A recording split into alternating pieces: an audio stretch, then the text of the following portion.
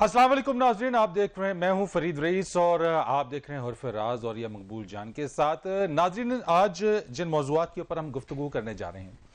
उनमें सबसे पहला मौजू हमारे पास होगा ख़ास तौर पे पाकिस्तान में अक़लियतों के हवाले से और उन पर जो जबरी तब्दीली मज़हब के हवाले से बात की जाती है। एक इल्ज़ाम है यहाँ पर कि अक़लियतों को जबरी तौर के ऊपर मज़हब तब्दील उनका कराया जाता है। इसके ऊपर आज हम बात करेंगे। बहुत ही एक सेंसिटिव, बहुत ही अहम मौजू है जिसके ऊपर आज गुफ्तगू की जाएगी और इसके ऊपर अगर जो मौजूदा हुकूमत है, जो बिल के हवाले से दोबारा से इस चीज़ को ज़िंदा किया गया है, दोबारा से इस पर गुफ्तगू की गई है, बात की जा रही है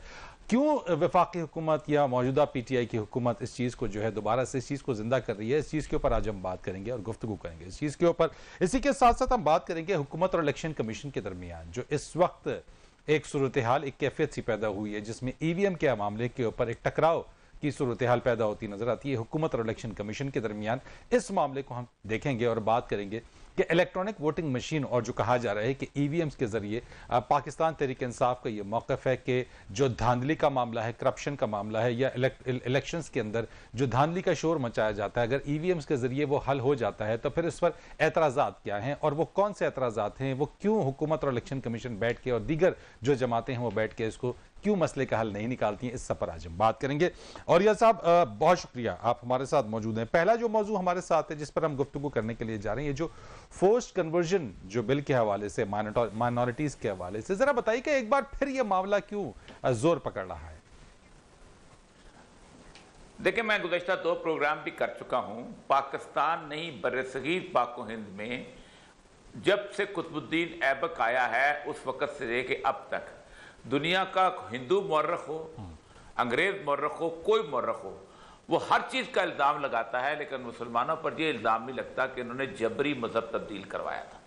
ये यानी हमके बादशाहों के दरबार में हिंदू वज़ीर भी होते थे और हिंदू सिपहसालार भी रहे हैं। ठीक, ये तारीख की हकीकत है कि यहाँ ऐसा कभी नहीं हुआ। लेकिन पाकिस्तान के अंदर एक तबका ऐसा है कि जिस तबके ने जब से नरेंद्र मोदी ने इक़्तिदार संभाला है और जब से इंडिया के अंदर फोर्स कन्वर्शन का नाम पैदा हुआ है और उन्होंने घर वापसी की स्कीम शुरू किया, उन्होंने पाकिस्तान के अंदर भी एक इसी किस्म की ग़लाज़त का आगाज़ किया और यह प्रोपेगेंडा इतना आगे बढ़ा कि आप अंदाज़ा करें कि 24 नवंबर 2016 में सिंध असेंबली ने एक बिल पास कर दिया और वो बिल जो था वो ये पास किया कि 18 साल की उम्र से पहले कोई बंदा जो उसका मतलब नहीं बदल सकता, ठीक है अपना, और अगर वो बदलेगा तो कानून उसको नहीं मानेगा। इस बिल के ऊपर इतना शोर मचा कि 5 दिसंबर वाले दिन अब्दुल कयूम सोमरो के पास दुनिया का वफ्द गया, हर तक पे होगा, और उन्होंने कहा कि ये वापस लो वरना हम बहुत शोर मचाएंगे और मुल्क में बहुत तूफान मच जाएगा। तो कायम अली शाह ने एक खत लिखा उस वक्त के गवर्नर जो थे सैयदुज़्ज़मान सिद्दीकी को, ये बिल हमें वापस भेज दें एतराज़ात लगाकर। वो बिल वापस आ गया और 3 साल के बाद 2019 की अक्टूबर को 5 अक्टूबर को ये दोबारा पेश हुआ, सिंध असेंबली ने इसको रिजेक्ट कर दिया। उसके रिजेक्ट होने के तकरीबन 2 महीने के अंदर अंदर फेडरल गवर्नमेंट ने, इमरान खान साहब ने एक कमेटी बना दी जिस कमेटी के सरबराह थे अनवारुल हक काकड़, और कहा कि ये फोर्स कन्वर्शन हो रही है और ये हो रही है, बड़ा हो रही है। और उस कमेटी ने एक आज फरवरी में रिकमेंडेशंस दी और उन रिकमेंडेशन के अंदर इस बिल का तस्करा किया गया बाकायदा। आप उस कमेटी की रिपोर्ट पढ़ेंगे तो आप हैरान रह जाएंगे। काकड़ साहब ने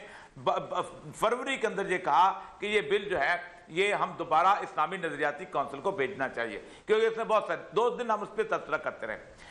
2-3 दिन पहले फिर दोबारा इन्होंने इस बिल के ऊपर दोबारा गुफ्तगू शुरू की और सेनेटर को उनके घरों में बिल तकसीम किया गया। कामरान मुर्तज़ा साहब हमारे पास मौजूद हैं और उसके ऊपर सबसे अहम बात यह है कि उमैर सिद्दीकी साहब ने, जो कि इस्लामी नजरियाती काउंसिल के रुकन है, उन्होंने एक बहुत बड़ी रिपोर्ट बनाई है कि ये कितना प्रोपेगेंडा है पूरी दुनिया के सामने ये जो सेकुलर तबका करता है, और खास तौर पे शीरी मजारी जो हैं इस बिल को ओन कर रही हैं इस वक्त, और वो समझती हैं, उन्होंने सबको कहा है कि ह्यूमन राइट कम्युनिटी है, मेरा बिल है, इसके ऊपर बिल को आना चाहिए। राइट। और ये साहब, इस चीज के ऊपर हमारे साथ बात करने के लिए आज जो मेहमान भी हैं उसमें सेनेटर कामरान मुर्तज़ा साहब भी हैं, उनको भी वेलकम करेंगे। बहुत शुक्रिया आपका सेनेटर साहब। और इसी के साथ साथ हमें ज्वाइन करेंगे डॉक्टर उमैर महमूद सिद्दीकी साहब जो हैं, जिन्होंने ये member council of Islamic ideology हैं और एक रिपोर्ट ایک بڑی تفصیلی رپورٹ بھی انہوں نے تیار کی، اس پر بھی گفتگو کریں گے. تو عاریہ صاحب، اگر ہم سینیٹر صاحب سے بات کر لیں، کامران مرتضیٰ صاحب ہمارے ساتھ موجود ہیں. السلام علیکم. جی بسم اللہ. وعلیکم السلام.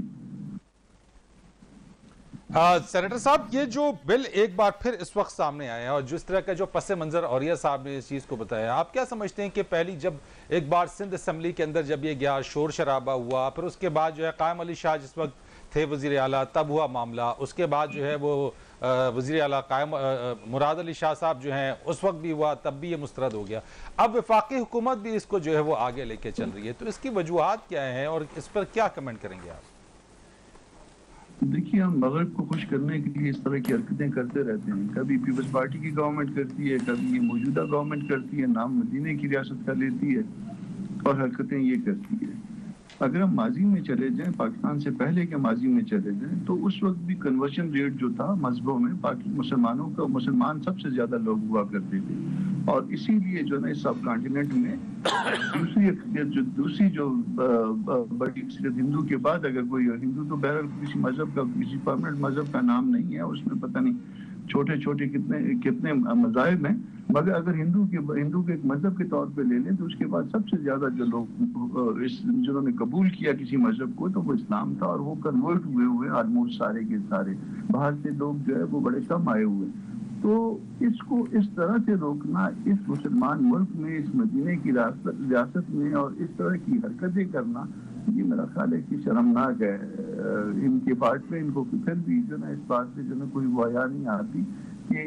اس طرح کے بل جو نا وہ انٹروڈیوس کروانے جا رہے ہیں، جس میں کوئی اگر اپنی فری ول سے جو ہے وہ مذہب اسلام قبول کرنا چاہے تو وہ یہ کوشش کریں گے کہ وہ اسلام جو نا وہ نہ قبول کرے، اور اس کو جو نا ایک طرح سے وہ کرتینے میں رکھے، اور پھر اس کے بعد جو نا اس کے لیے این جی او اور اس ٹائپ کی جو چیزیں ہیں وہ اس پہ پریشر ڈالیں گی. اور اس کے بعد جب کافی سارے دن گزر جائیں گے، 60 دن یا 90 دن، تو دن جو ہے نا اس وقت تک اتنا پریشر بلڈ ہو چکا ہوگا کہ وہ پھر اس بات سے طائب ہو جائیں کہ وہ اسلام قبول نہ کریں. تو یہ ان کی حرکتیں ہیں.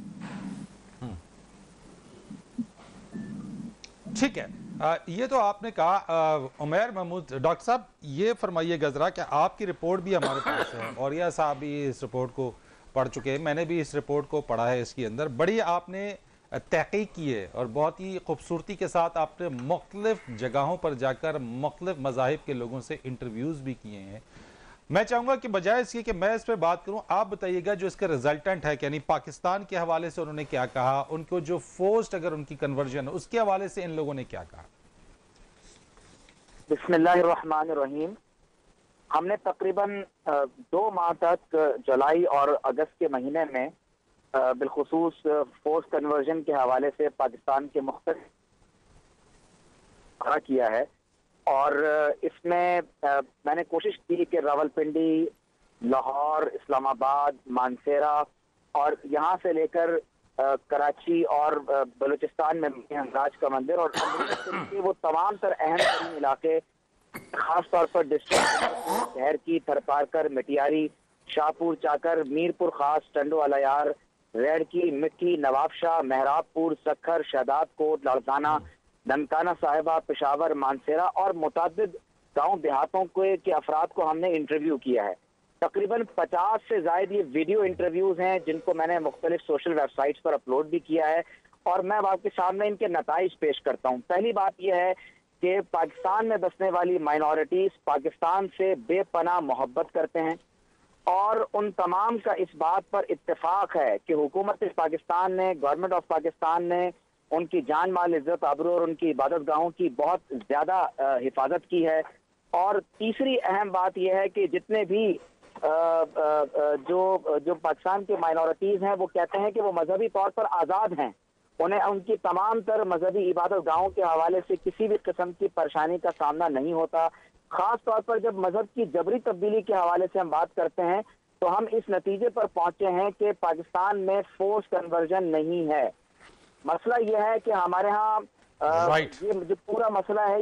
یہ مسئلے کی نوعیت غیر مذہبی ہے. مسئلے کی نوعیت یہ ہے کہ یہاں پر معاشرتی، سیاسی اور سماجی مسائل ہیں، جہالت ہے، تعلیم کے مواقع نہیں ہے، معاشی ناہمواری ہے، وسائل کی غیر عادلانہ تقسیم ہے، جاگیردارانہ نظام ہے، طاقتور کا مظلوم پر ظلم کرنا ہے، عدل کا نفاذ نہ ہونا ہے، یہ وہ مسائل ہیں جو میجورٹی کے ساتھ مائنورٹی بھی فیس کر رہی ہیں۔ لیکن فورس کنورژن کا جہاں تک تعلق ہے تو یہ پاکستان کے اندر نہیں ہے۔ اکثر ہندوؤں کا یہ کہنا تھا کہ اگر انہیں دوسرا جنم ملا تو وہ پاکستان میں پیدا ہونا چاہیں گے۔ اکثر لوگوں نے یہی بات کہی ہے کہ اگر پاکستان پر کوئی آنچ آئے گی تو سب سے پہلے ہم پاکستان کے لیے جان دینے والے ہوں گے۔ ہم نے جب ایک سوال عمیر صدیقی صاحب آپ نے برچونڈی شریف اور سامارو کا ذکر کیا جس کو بہت زیادہ اچھالا گیا تھا اور اس میں خاص کیسز، ذرا وہ کیسز بھی بتائیں، اور وہ کیسز جیسے کہ مطلب اتنا بدنام کیا گیا جس کی بنیاد پر بل جب آیا تھا سندھ کا، اور پھر اب عمران خان صاحب کی حکومت اس کو دوبارہ اٹھا رہی، وہ ذرا ان دونوں کا ذرا بتائیے گا، وہ جو ان دونوں پیران نظام کا۔ دیکھیے، ہم نے پیر برچونڈی شریف میاں مٹھو کو بھی انٹرویو کیا، اور ان کے علاقے میں نے خاص طور پر رینا اور روینہ جو اب نادیہ اور آسیہ کے نام سے جانی جاتی ہیں، ان کے بارے میں کہا گیا تھا کہ یہ لڑکیاں مائنر ہیں، انڈر ایج ہیں، اور ان کو ایبڈکشن کے بعد، اغوا کرنے کے بعد جبراً اسلام پر مجبور کیا گیا۔ میں نے ان دونوں لڑکیوں کو جا کر انٹرویو کیا ہے۔ ان دونوں خواتین کے گود میں اس وقت بچہ ہے، یعنی وہ مائنر گرلز نہیں تھیں۔ دوسری بات یہ ہے کہ وہ خود یہ کہتی ہیں کہ ہمیں جبراً مذہب کی تبدیلی پر مجبور نہیں کیا، اور قابل توجہ بات یہ ہے کہ وہ میاں مٹھو کو ابو کے نام سے یاد کرتے ہیں، اور جب ہم نے پوچھا کہ یہ ابو کون ہے تو کہا کہ ہماری مراد میاں مٹھو ہیں۔ دوسری بات یہ کہ میں نے ڈھیرکی کے دو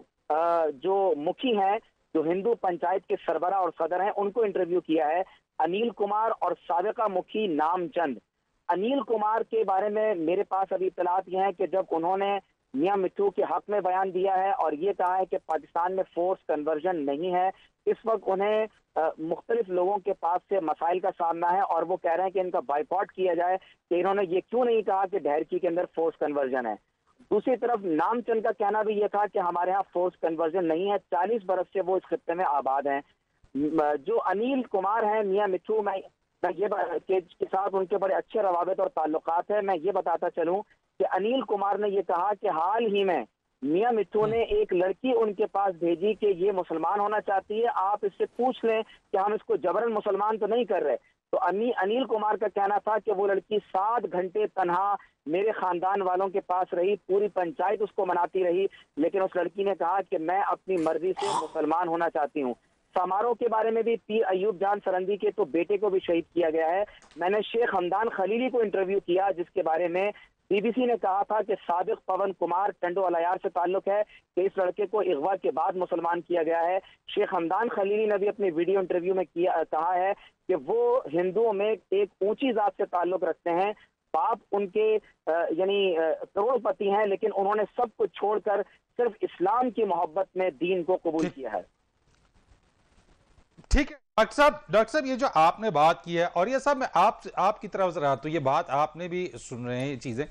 بڑی اہم بات یہ جو ایک پوائنٹ ہے کہ پاکستان میں فورسڈ کنورژن نہیں ہے، اور جن واقعات کی جانب توجہ آپ نے مبذول کروائی ڈاکٹر صاحب کی، انہوں نے کہا کہ انہوں نے خود جا کے ان کے انٹرویوز کیے، ویڈیو انٹرویوز کیے، اور ایسی کوئی بھی فورسڈ کنورژن نہیں ہے۔ سوال یہ کہ اب وفاقی حکومت ایک بار پھر اس ایشو کو دوبارہ سے کیوں زندہ کرنا چاہتی ہے؟ دیکھیں، مجھے بڑی حیرت ہوتی ہے کہ جو senate parliamentary committee to protect the minorities from force conversion,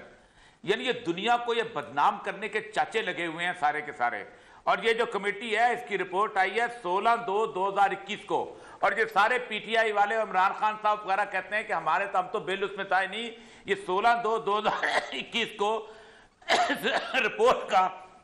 آخری پیرا سنیں۔ On the point of the draft bill, which was presented after some deliberations in the subcommittee meeting, which was held on 8/21, the committee decided to send it back to the ministry concerned. اور یہ ministry کون سی ہے؟ شیری مزاری صاحب کی ministry ہے، جو کہ human rights کی منسٹری ہے۔ ایک تو یہ ہے کہ یہ بل جو ہے فروری، آج 4-5 مہینے ہو گئے وہ پیش ہوا تھا، اس کو دوبارہ ڈسکشن کریں۔ کامران مرتضی صاحب یہ بتائیے گا، یہ ایک پرانی کمیٹی چلے گی، آپ اس میں ہیں، اب یہ بتائیے گا کہ کیا اس بل کی کوئی اس رپورٹ کے بعد کوئی حیثیت تھی؟ رائٹ، اور یہ صاحب اس کے اوپر ایک بریک لے لیتے ہیں ذرا سا، اس چیز کو مزید آگے بات کرتے ہیں، ایک بریک لے لیتے ہیں، بریک کے بعد آئیں گے اس پر مزید بات کریں گے۔